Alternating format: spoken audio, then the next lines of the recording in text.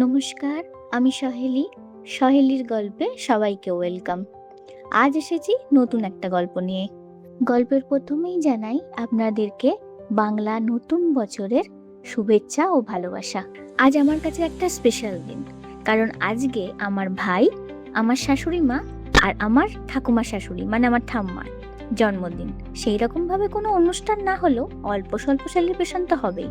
বিকেলে মায়ের আবার কয়েকজন বন্ধু আসবে মায়ের বার্থডে সেলিব্রেশন করতে।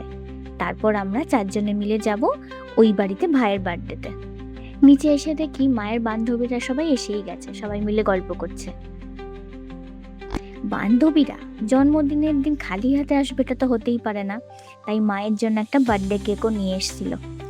অ্যাকচুয়ালি মা তেমনভাবে বার্থডে হিসেবে ইনভাইট করেনি, এমনই একটা বলেছিল একদিন আমাদের বাড়িতে এসো তোমরা।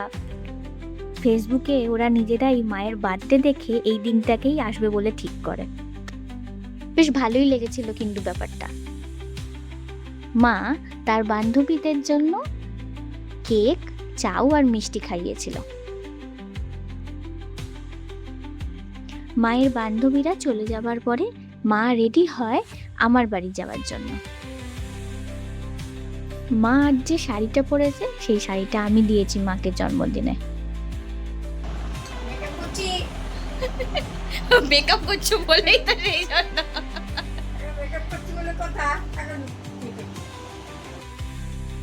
বেশ পছন্দ হয়েছে কিন্তু।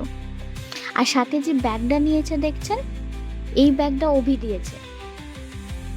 বাইকে শাড়ি পরে দুজনে একসাথে যাওয়া যাবে না, তাই মা রেডি হয়ে গেছে। অভি আগে মাকে দিয়ে আসবে, ততক্ষণে আমি এদিকে রেডি হয়ে যাব, তারপর অভি আমাকে নিয়ে যাবে।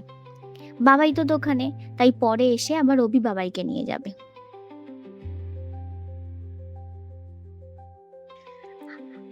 আজ আমিও কিন্তু শাড়ি পরেছি। আমি যে শাড়িটা পরেছি না সেটা কিন্তু একদম নতুন, আগের বছর জামাই ষষ্ঠীতে মা দিয়েছিল। আর তো পরাই হয়নি, তাই আজ ভেবেইছিলাম পরবো এই শাড়িটা। মোটামুটি রেডি আমি। ওই যে কলিং বেল বাজছে, মনে হচ্ছে অভি এসে গেছে।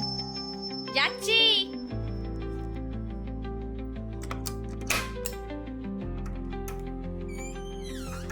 কেমন লাগছে? ভালো লাগছে?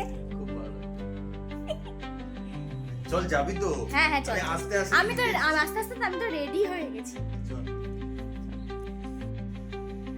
ভালো লাগছে তোরে? হ্যাঁ খুব ভালো লাগছে।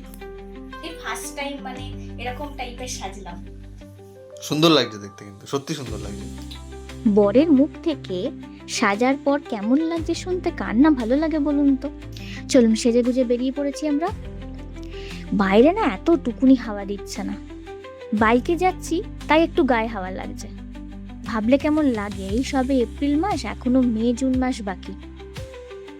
চলুন, এদিকে মিষ্টিটাও কেনা হয়ে গেছে।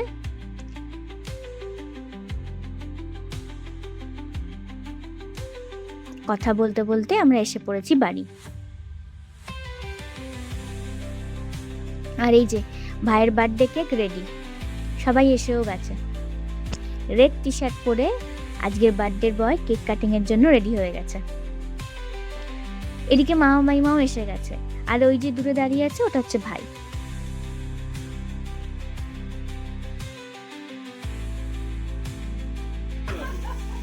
Happy birthday to you.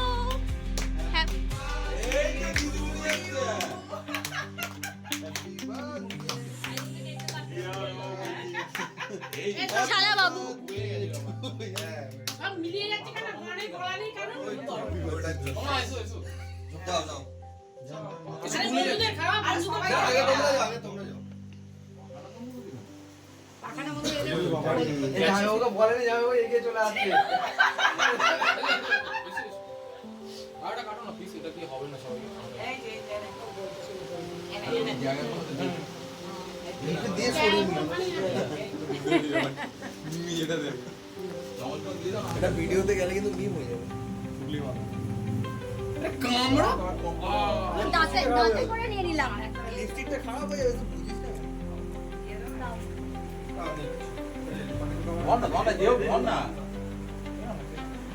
ভাইয়ের কেক কাটার পরে ভালো মা সবাইকে কেক পিস পিস করে কেটে দিয়েছিল। আর খাওয়ার পর এটা তো ম্যান্ডেটারি, ফ্যামিলি আর ফ্রেন্ডের সাথে একটা ফটো তুলতে হবে স্পেশাল দিনে, এটা তো করতেই হবে। তাই সবাইকে দাঁড় করিয়ে একটা করে ফটো তোলা হয়েছিল।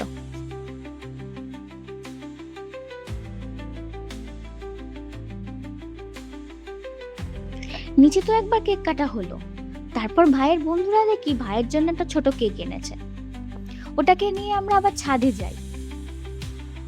ওটাতে যে পুরো কেকটা ছিল পুরোটাই ভাইয়ের মুখে মাখিয়ে দেয়।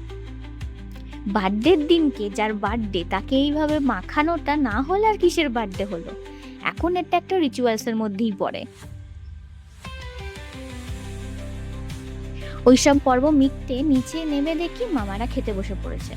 ওদেরকে না রাত হয়ে যাচ্ছে, অনেকটা দূরও যেতে হবে। আইপিএল খেলা দেখতে দেখতে মামা খাচ্ছিল। ওদের খাওয়া হয়ে যেতেই ওরা আর বেশি দেরি না করে বেরিয়ে পড়ে। রাত এখন 11টা বাজে, অনেকটাই দেরি হয়ে গেছে যাবে এতটা দূরে, সেই বাড়ি নসিবপুরে। রাস্তা তো ফাঁকা পাবে, বাট এতটা রাত বলেই একটু চিন্তা। অনেকদিন পর সবার সাথে দেখা হয়ে বেশ ভালো লাগছিল। এই আসছি করতে করতে অনেকটাই আরো দেরি হয়ে যায়। যাই হোক, দুর্গা দুর্গা বলে ওরা এগিয়ে পড়ল। ওরা চলে যেতেই আমরা খেতে বসে পড়ি 4 জনে। বাইক তো আমাদের সাথে একটা আছে, যাব আমরা 4 জন। তাই ভাই বলে চিন্তা করার কোনো কারণ নেই, আমি আর আমার একটা বন্ধুর বাইকে তোদেরকে পৌঁছে দেবো। রাত কিন্তু আমাদেরও অনেক হয়েছিল। আজ মেনুতে ছিল ফিশ চপ, পোলাও, মটন আর মিষ্টি, সাথে কোল্ড ড্রিঙ্কসও ছিল। দেখতে দেখতে ঘড়িতে এখন বাজে রাত 12টা। আমাদের তাতেও কথা শেষ হচ্ছে না। বেরোবো করে অনেকটাই দেরি হয়ে গেল আমাদেরও। সাগ্নিক গাড়ি বার করেছে আর ভাই গ্যারেজ থেকে গাড়ি বার করছে। অভির বাইকে আমি বসেছিলাম, মা সাগ্নিকের বাইকে বসেছিল, আর ভাই বাবাইকে নিয়ে বসেছিল।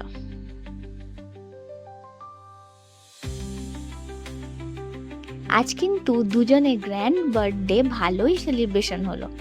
হাসি গল্পে ভালোই কাটলো দিনটা। আজ তাহলে গল্প এই পর্যন্তই। আপনারা কমেন্ট করে জানান সহেলির গল্প আপনাদের কেমন লাগছে, আর সাবস্ক্রাইব করতে ভুলবেন না কিন্তু। আবার আসবো অন্য কোনো গল্প নিয়ে। সবাই ভালো থাকবেন। নতুন বছর সবার ভালো কাটুক। শুভ নববর্ষ।